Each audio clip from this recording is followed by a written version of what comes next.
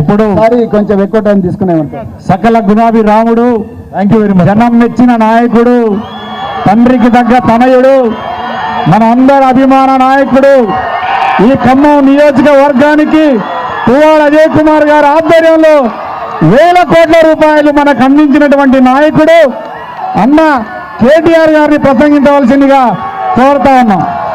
జై తెలంగాణ, జై తెలంగాణ. ఇప్పుడే ప్రవీణ్ అన్న ఏం చెప్పిండు, అమ్మాయిలు మీరు గొంతు విప్పాలన్నాడు, గట్టిగా జై తెలంగాణ. Thank you. ఇట్లాంటి మీటింగుల్లో నీకు దండం పెడితే ఆగుతాం నేను గంట.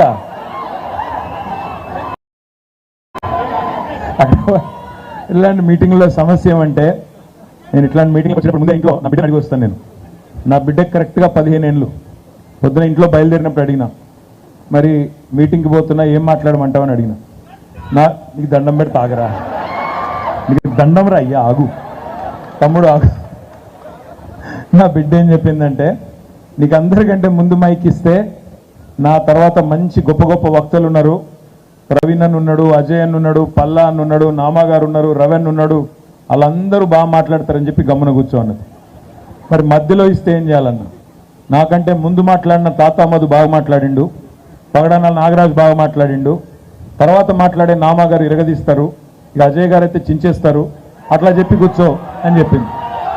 మరి లాస్ట్కు మాట్లాడే అవకాశం ఇస్తే ఏం చేయాలన్నది. అయితే ఏం చెప్పిందంటే, సింపుల్గా నేను చెప్పాలనుకున్నదంతా ఆర్ఎస్ ప్రవీణ్ కుమార్ చెప్పిండు, కాబట్టి నాకు చెప్పేందుకు ఏం లేదు అని చెప్పి గమ్మున కూర్చో అని చెప్పింది. ఇప్పుడు నా పరిస్థితి అట్లే ఉంది. ప్రవీణ్ అన్న నువ్వు ఇట్లా ఉపన్యాసం ఇస్తే నిజంగా ఒకసారి గట్టిగా చప్పట్లు కొట్టండి ప్రవీణ్ కుమార్ గారికి. ప్రవీణ్ అన్న ఒక రాజకీయ నాయకుడిలాగా మాట్లాడలేదు, ఒక మోటివేషనల్ స్పీకర్. అంటే ఒక అన్న, ఒక తండ్రి, ఒక సోదరుడు మనకి ఎట్లా అయితే మనలో ఉత్సాహం నింపడానికి, జీవితం గురించి 4 మంచి మాటలు చెప్పడానికి, ఒక ఎన్నికల ప్రచార సభలో మాట్లాడినట్టుగా కాకుండా ఒక యువతలో ఉత్సాహాన్ని నింపే విధంగా మాట్లాడిన ఆర్ఎస్ ప్రవీణ్ కుమార్ గారికి హృదయపూర్వకంగా అభినందనలు, హృదయపూర్వకంగా మీకు ధన్యవాదాలన్నా. ఇందాక ఆర్జేసి కృష్ణ గారు ఒక గొప్ప మాట అన్నారు, నాయకుడు, నిజమైన నాయకుడు అనేవాడు కష్టాలలో పారిపోడు, కష్టాలలో ఉన్నప్పుడే నిజంగా ముందుకు వచ్చి, ఇవాళ పార్టీ ప్రతిపక్షంలో ఉన్నా నేను అధికార పక్షం వైపు పోను, నేను కేసీఆర్తో ఉంటానని ముందుకొచ్చి ఇవాళ ఆర్ఎస్ ప్రవీణ్ కుమార్ గారు మనందరికీ కూడా స్ఫూర్తినిస్తూ ఉన్నారు. వారికి ఈరోజు 24 గంటల్లోనే ఇంత మంచి కార్యక్రమాన్ని ఆర్గనైజ్ చేసిన మా అజయ్ పువ్వాడ గారికి, ఆర్జేసి కృష్ణ గారికి, తాత మధు గారికి, పేరు పేరున ఖమ్మం జిల్లా నాయకత్వం మొత్తానికి, మదన్ లాల్ గారికి, విజయ్ గారికి, కొండబాల కోటేశ్వరరావు గారికి, రమణ గారికి, పేరు పేరున రామ్మూర్తి గారికి, మా నాగభూషణం గారికి, కమల్ రాజు గారికి, మా జిల్లా పరిషత్ చైర్మన్ గారికి, ఇంకెవరెవరు పేర్లు అయితే చెప్పలేదు, వాళ్ళు మనసులోనే తిట్టుకోండి, కార్పొరేటర్లు అందరూ బయట తిట్టకండి, బాగుండదు.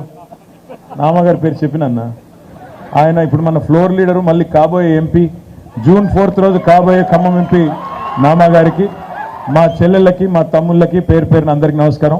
వర్షం పడేటట్టుంది, ఎక్కువ చెప్పను, 2 విషయాలు. ఒకటి, నువ్వు గంట అన్నో అని పట్టేసుకోండి గట్టిగా.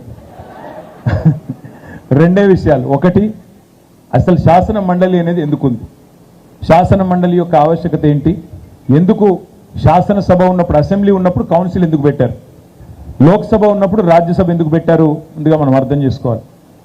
డాక్టర్ బాబాసాహెబ్ అంబేద్కర్ గారు రాజ్యాంగాన్ని రచించినప్పుడే అసలు ఈ వ్యవస్థలోనే, ప్రజాస్వామ్యంలోనే కొంత బ్యాలెన్స్ ఉండాలి, సమతుల్యత అనేది ఉండాలి. ఎందుకంటే అప్పుడప్పుడు శాసనసభలో కానీ లోక్సభలో కానీ ప్రజలు ఏకపక్షమైన తీర్పిస్తే మరొక సభలోనైనా ఉండే మేధావులు, అక్కడ ఉండే మంచి వాళ్ళు తప్పకుండా ప్రభుత్వం గనక ఏకపక్ష నిర్ణయాలు తీసుకున్నా, నియంతృత్వ పోకడలు పోయినా దాన్ని అడ్డుకోవాలన్న ఉద్దేశంతోనే ఈ 2 వ్యవస్థల్ని పెట్టినారు. మళ్ళీ శాసనసభలో ఇక్కడ కాంగ్రెస్ పార్టీ ఉన్నది, 6 గ్యారంటీలు అన్నారు, 420 హామీలు ఇచ్చారు, అరిచేతిలో వైకుంఠం చూపెట్టారు. ఆనాడు అభయహస్తం అన్నారు, ఇవాళ భస్మాసుర హస్తమై చాలా మందిని కాటేస్తున్నది ఆ హస్తం. అది నాకంటే బాగా మీకే తెలుసు. మరి ఇట్లాంటి ఈ పరిస్థితుల్లో ఇవాళ మన తరపున, ముఖ్యంగా గ్రాడ్యుయేట్ల తరపున, తెలంగాణ నిరుద్యోగుల తరపున, తెలంగాణ యువత తరపున, పట్టభద్రులు మీరు ఆలోచించి పట్టం కట్టే వ్యక్తి ఎట్లా ఉండాలి, మీరు ఆలోచించి పట్టం కట్టే వ్యక్తి మీ తరపున వకాల్తా పుచ్చుకొని వాదించాలనా, లేకపోతే ప్రభుత్వం తరపున వకాల్తా పుచ్చుకొని తెల్లారులేస్తే బ్లాక్మెయిల్ రాజకీయాలు, బూతు మాటలు మాట్లాడే మరి మనుషులు కావాలా, మనం ఆలోచించుకోవాల్సిన బాధ్యత మన మీద ఉంది. రాకేష్ గురించి ఇప్పుడే ప్రవీణ్ అన్న చాలా గొప్పగా చెప్పారు. ఒక గోల్డ్ మెడలిస్టు, స్వతహాగా స్వశక్తితోని ఎదిగిన నాయకుడు సోదరుడు రాకేష్ రెడ్డి. ఒక రైతు కుటుంబం నుంచి, అంటే మీలో ఇక్కడ కూర్చున్న వాళ్ళలో కూడా 99% మంది రైతు బిడ్డలే అయి ఉంటారు. మీలాగనే ఒక సామాన్య కుటుంబం నుంచి బయలుదేరి ఇవాళ అమెరికాలోని ఫేస్బుక్ అలాంటి అద్భుతమైన కంపెనీలో, సిటీ బ్యాంక్ లాంటి కంపెనీలో కూడా 7 సంవత్సరాలు బ్రహ్మాండంగా పనిచేసి మిగతా జీవితం అంతా కూడా అమెరికాలోనే హ్యాపీగా, రిలాక్స్డ్గా, లగ్జూరియస్గా బతికే అవకాశం ఉన్నా అది వదులుకొని మీకోసం, మన కోసం, మనకు ప్రజాసేవ చేయడానికి ఇక్కడికి వచ్చినవాడు రాకేష్ రెడ్డి. మీరు ఇందాక తమ్ముడు ఒక గొప్ప మాట చెప్పినాడు, యువతకి అవకాశాలు ఇవ్వాలి, చదువుకున్న వాళ్ళు రాజకీయాల్లోకి రావాలి అని పదే పదే అంటాం. మరి అలా ఒక తమ్ముడు, ఒక గోల్డ్ మెడలిస్టు, స్టేట్ ర్యాంకరు, మరి అమెజాన్లో, ఫేస్బుక్లో, సిటీ బ్యాంక్లో పనిచేసిన ఒక తమ్ముడు ఇవాళ మీ ఆశీర్వాదం కోరుతూ మీ ముందుకు వచ్చినాడు. మరి అవతల వైపు ఎవరున్నారో నాకంటే బాగా మీకే తెలుసు. ఒక బ్లాక్ మెయిలర్, ఒక చీటర్, 56 కేసులు, నా 74 రోజులు చెంచల్గూడ జైల్లో కూచలు లెక్క పెట్టినవాడు. జైలుకు స్వాతంత్రోద్యమంలోనో తెలంగాణ ఉద్యమంలోనే పోతే తప్పు కాదు, కానీ ఇతరులను వంచి, బ్లాక్మెయిల్ చేసి, మోసం చేసి, ఆడపిల్లల గౌరవానికి భంగం వాటిల్లే విధంగా చండాలపు పనులు చేసి జైలుకు పోయిన వాడు పట్టభద్రుల ప్రతినిధి అవుతాడా? దయచేసి మీరు ఆలోచించాలని చెప్పి నేను కోరుతా ఉన్నా. ఇవాళ ఈ ప్రభుత్వాన్ని కూడా ప్రశ్నించే గొంతు శాసన మండలిలో ఉండాలి. మీకు ఇస్తానన్న 2 లక్షల ఉద్యోగాలు రేవంత్ రెడ్డి గారు చెప్పినారు. ఒకటే సంవత్సరంలో 2 లక్షల ఉద్యోగాలు ఇస్తా అన్నాడు. ఇవాళ 6 నెలలు గడిచిపోయినా ఒక్క ఉద్యోగ నోటిఫికేషన్ ఇవ్వలేదు. జాబ్ క్యాలెండర్ అన్నారు, ఒక్కటి కూడా ఇంతవరకు విడుదల చేయలేదు. అదే మాదిరిగా మీరు చూడండి, పరీక్షలకు రుసుము లేకుండా నేను నా ప్రభుత్వం నిర్ణయం తీసుకుంటుందన్నాడు. 400 రూపాయలు ఉన్న టెట్ పరీక్ష ఫీజును 2000 రూపాయలు చేసిండు. అంటే ఓడ మీద ఉన్నప్పుడు ఓడమల్లన్న, ఒడ్డుకెక్కిన తర్వాత బోడమల్లన్న. ఈ రకంగా ఈరోజు ఈ ప్రభుత్వం ఏదైతే మాట తప్పే ప్రయత్నం చేస్తూ ఉందో దాన్ని అడ్డుకోవాలంటే మీరు మాకు బలం ఇవ్వాలి, గలం ఇవ్వాలి. శాసన మండలిలో రేపు తమ్ముడు రాకేష్ రెడ్డికి ఓటు వేసి ఆయన గలం విప్పి గర్జించే అవకాశం ఇవ్వాలని మనస్ఫూర్తిగా కోరుతా ఉన్నాం. ఖమ్మం మరి సోదరుడు అజయ్ గారు కూడా చాలా కష్టపడి పనిచేసినారు గత 5 ఏళ్లుగా. దురదృష్టవశాత్తు మొన్నటి ఎన్నికల్లో ఇక్కడ మనం ఓడిపోయినాం. నామా గారు తప్పకుండా గెలుస్తారన్న విశ్వాసం నాకైతే ఉంది. తప్పకుండా మన జరిగిన ఎన్నికల్లో చాలా సానుకూలంగా జరిగిందని చెప్తా ఉన్నారు. గెలుస్తారన్న విశ్వాసం నాకుంది. తమ్ముడు రాకేష్ని కూడా మీరు గెలిపించి శాసన మండలికి పంపించినట్టయితే రేపటి రోజున మీ 2 లక్షల ఉద్యోగాల వాగ్దానం కానీ, అదే మాదిరిగా నిరుద్యోగ భృతి గురించి కానీ, అదే విధంగా నిరుద్యోగుల సమస్యల గురించి కానీ, ఈ ప్రాంతంలో రావాల్సిన పరిశ్రమల గురించి కానీ, మీరు కేంద్ర ప్రభుత్వంలో ఉండే పెద్దలు కూడా చూడండి, బయ్యారంలో ఉక్కు కర్మాగారం పెడతామన్నారు, ఇప్పటిదాకా అతి లేదు గతి లేదు. 10 ఏళ్ళు వాళ్ళు కూడా ఓటు అడుగుతా ఉన్నారు. కాజీపేటలో కోచ్ ఫ్యాక్టరీ పెడతామన్నారు, దానికి అతి గతి లేదు. చెప్పుకుంటూ పోతే ఎన్నో వాగ్దాన భంగాలు 2 ప్రభుత్వాలు కూడా చేసినాయి. నేను మనస్ఫూర్తిగా మిమ్మల్ని ఇంకొక మాట కూడా కోరుతా ఉన్నా. ఇవాళ సమాజంలో మంచి కంటే చెడు వేగంగా వ్యాప్తి చెందుతుంది. ఎందుకో కానీ సోషల్ మీడియాలో కూడా బూతులు తిడితే, 4 మాటలు పొల్లు మాటలు మాట్లాడితే ఎక్కువ మంది చూస్తారు. అదే మంచి మాటలు, రాకేష్ రెడ్డి మంచివాడు అంటే ఎక్కువ చూడరు. అదే రాకేష్ రెడ్డిని 4 తిట్లు తిడితే మాత్రం మళ్ళీ అది నొక్కి నొక్కి అదే యూట్యూబ్ వీడియో మళ్ళీ చూస్తారు. మనకు జరిగింది అదే. 9.5 ఏళ్ళు సిన్సియర్గా పనిచేసినాం. 9.5 ఏళ్ళు ప్రతి రంగంలో తెలంగాణను భారతదేశంలో అగ్రగామిగా నిలబెట్టే పని చేసినాం. కానీ దురదృష్టం ఏంటంటే పనిని వాళ్ళ ఖమ్మం పట్టణానికి వస్తే సర్వాంగ సుందరంగా ఉంది. ఖమ్మం పట్టణం ఎక్కడ చూసినా అద్భుతంగా ఉంది. మరి పని మాత్రమే గీటు రాయి, పని మాత్రమే ప్రాతిపదిక అయితే ఇక్కడ మొత్తం ఖమ్మం జిల్లాలో 10కి 10 సీట్లు కూడా బీఆర్ఎస్ గెలవాలి. కానీ మా ప్రత్యర్థులు ఏం చేసినారు? కేవలం వ్యక్తిత్వ హననం, అంటే క్యారెక్టర్ అసాసినేషన్, ఉన్నది లేనట్టుగా లేనిది ఉన్నట్టుగా చూపెట్టే ప్రయత్నం. ఇది ఎందుకు చెప్తా ఉన్నా పర్టికులర్గా అంటే, మనం అసలు ఒక్క ఉద్యోగం ఇవ్వలేదన్నట్టు ప్రచారం చేసినారు 9.5 ఏళ్లలో. వాస్తవం ఏంది అంటే 9.5 ఏళ్లలో భారతదేశంలోనే అత్యధిక ప్రభుత్వ ఉద్యోగ నియామకాలు చేసిన ఒకే ఒక్క ప్రభుత్వం, 2 లక్షల ఉద్యోగాలు ఇచ్చిన ప్రభుత్వం కేసీఆర్ గారి ప్రభుత్వం. కానీ మేము అది చెప్పే లోపలనే నిజం కడప దాటే లోపల అబద్ధం ఊరంతా తిరిగి వస్తుందని ఏదైతే చెప్తారో ఒక్క ఉద్యోగం ఇవ్వలేదు. పేపర్ లీక్ అయింది, ఇదైంది అదైంది అని చెప్పి అడ్డగోలు వాదనలు.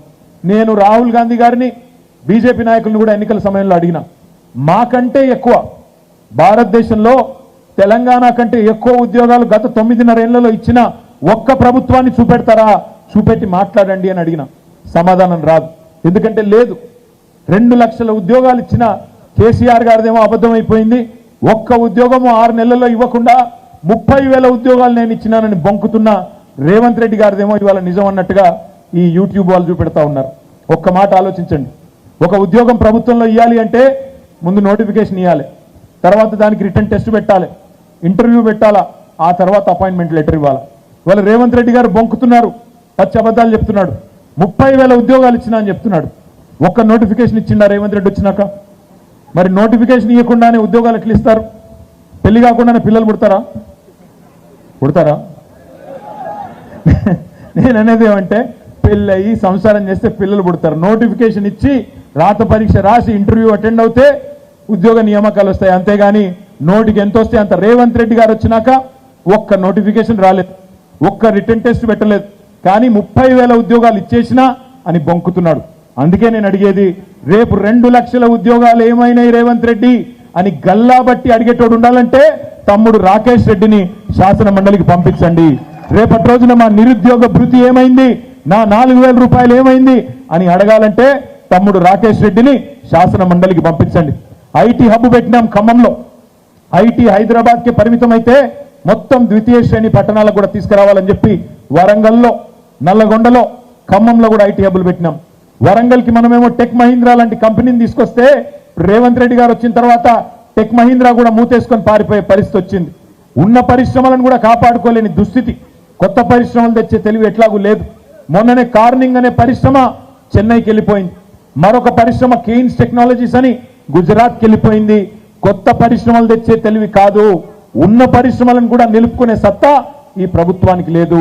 మరి అట్లాంటి పరిస్థితుల్లో ఎవరు మాట్లాడాలో మీ తరఫున శాసన మండలిలో అంటే ఇదిగో ఈ తమ్ముడు మీ తరఫున ఇంజనీరింగ్ విద్యను అభ్యసించిన రాకేష్ రెడ్డికి అవకాశం ఇవ్వండి.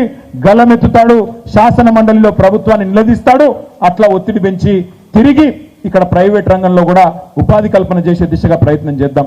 2014లో చాలా మంది అన్నారు పెట్టుబడులు వెళ్ళిపోతాయి, ఇక్కడ కొత్త పరిశ్రమలు రావడం ఏందో కానీ ఉన్నవాడే వెళ్ళిపోతాడన్నారు. కానీ ఏం చేసినాం? కేసీఆర్ గారి నాయకత్వంలో ఆనాడు మన ప్రభుత్వం వచ్చినాడు ఐటీ ఎక్స్పోర్ట్ విలువ, ఐటీ ఎగుమతుల యొక్క విలువ తెలంగాణలో 2014లో 57,000 కోట్లు.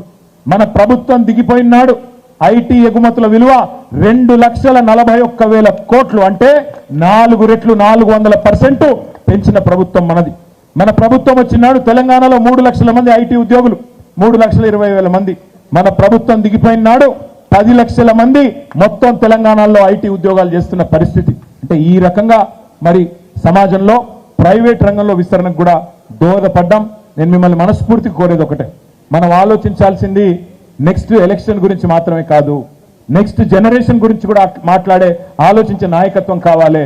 అట్లాంటి నాయకుడు ఇవాళ విద్యావంతుడు కేసీఆర్ గారు పంపిన మరి చక్కటి ఒక ప్రతినిధి మీకోసం, గ్రాడ్యుయేట్ ప్రతినిధిగా తమ్ముడు రాకేష్ రెడ్డి వచ్చినాడు. మనసారా ఆశీర్వదించండి. చాలా విషయాలు పెద్దలు చెప్పారు, వర్షం కూడా పడేటట్టుంది. నేను ఇంకా మీ ఓపికకి పరీక్ష పెట్టను. తప్పకుండా 27 నాడు, దయచేసి ఇందాక ప్రవీణ్ అన్న ఒక మంచి మాట అన్నాడు, తప్పకుండా మనం గుర్తుపెట్టుకోవాల్సింది ఒకటే, విద్యాధికుల మౌనం, విద్యావంతుల నిర్లిప్తత. ఏమవుతుందిలే నేను ఓటేయకపోతే అనేది కరెక్ట్ కాదు. ఇక్కడ గ్రాడ్యుయేట్ ఓటు ఎంతమందికి ఉంది? ఇక్కడ ఓటున్న వాళ్ళు ఒకసారి చేయలేబట్టి దయచేసి ఓటున్న ప్రతి ఒక్కరు నేను ఒకటే కోరుతా ఉన్నాను, తప్పకుండా ఓటింగ్లో పాల్గొనండి.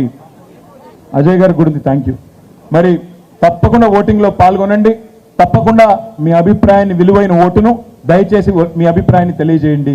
ఎందుకంటే విద్యావంతుల నిర్లిప్తత, విద్యావంతుల ఉదాసీనత, నేను ఒక్కనే అయిపోతే ఏమవుతుందిలే, నేను ఒక్కదాన్ని ఓటింగ్కి పోకపోతే ఏమవుతుందిలే అనే వైఖరి సమాజానికి ప్రమాదకరం. అప్పుడు బ్లాక్ మెయిలర్లు, దొంగలు వాళ్లే రాజ్యం వేలే పరిస్థితి వస్తుంది. అందుకే దయచేసి మిమ్మల్ని కోరేది, 27 తారీఖు నాడు వరుస క్రమంలో సీరియల్ ఆర్డర్లో 3వ నెంబర్లో ఉన్నది రాకేష్ రెడ్డి. మరి పేరు ఏనుగుల రాకేష్ రెడ్డి అని పేరుంటుంది. ఇందులో గుర్తులుండవు, కారు గుర్తుండదు, ఏ గుర్తుండదు. అక్కడ ఒక సి బాక్స్ ఉంటుంది. బాక్స్ లో ఒక నిలువు గీత, ఒకటే ఒకటి నిలువు గీత. First priority vote, one and only priority vote Rakesh Reddy గారికి వేయండి. మనసారా ఆశీర్వదించండి. తప్పకుండా భవిష్యత్తులో మళ్ళీ ఖమ్మంలో మీకు సేవలు అందించడానికి తమ్ముడు వచ్చి మళ్ళీ మీతో ఉంటాడని చెప్పి కూడా తెలియజేస్తూ అవకాశం ఇచ్చిన అజయ్ గారికి, నామా గారికి, పెద్దలందరికీ ఖమ్మం జిల్లా పార్టీకి ధన్యవాదాలు తెలియజేస్తాను. జై తెలంగాణ. స్వామి బోధానంద గోసేవ ఆశ్రమం సైథాపూర్. జ్యోతిష్యం, వాస్తు శాస్త్రం మన పూర్వీకులు మనకిచ్చిన వరం. దుర్గాదేవి, కాలభైరవ ఉపాసనతో వాక్సిద్ధి పొందిన శ్రీ శ్రీ బోధానందగిరి స్వామివారు మీకు ఎలాంటి సమస్యలున్నా వాటిలో ముఖ్యంగా ధన నష్టం, ఆరోగ్య నష్టం, భార్యాభర్తల మధ్య గొడవలు, ప్రేమించుకున్న వారు దూరం అవడం, ఎన్ని సంబంధాలు వచ్చినా పెళ్లి ముడి పడకపోవడం, రోడ్డు ప్రమాదాలు, అప్పుల బాధలు, వ్యవసాయంలో నష్టాలు, పెద్దల మాట పిల్లలు వినకపోవడం, ఆరోగ్య శాంతి, గృహశాంతి, మనశ్శాంతి లేకపోవడం, ఇలాంటి సమస్యలు ఉన్నట్లయితే ఒక్కసారి స్వామీజీని కలవండి. మీ సమస్యలకు తగిన పరిష్కారాన్ని పొందండి. అంతేకాక అన్ని రకాల వ్యాధులకు గోపంచకవ్య మరియు మూలికా వైద్యం చేయబడును. నమ్మకంతో రండి, ఆయురారోగ్యాలతో వర్ధిల్లండి. మా అడ్రస్ స్వామి బోధానంద గోసేవ ఆశ్రమం, సైదాపూర్, వీరభద్ర స్వామి గుడి దగ్గర, యాదగిరిగుట్ట. సంప్రదించవలసిన నెంబర్ 9849213754 మరియు 9618034138.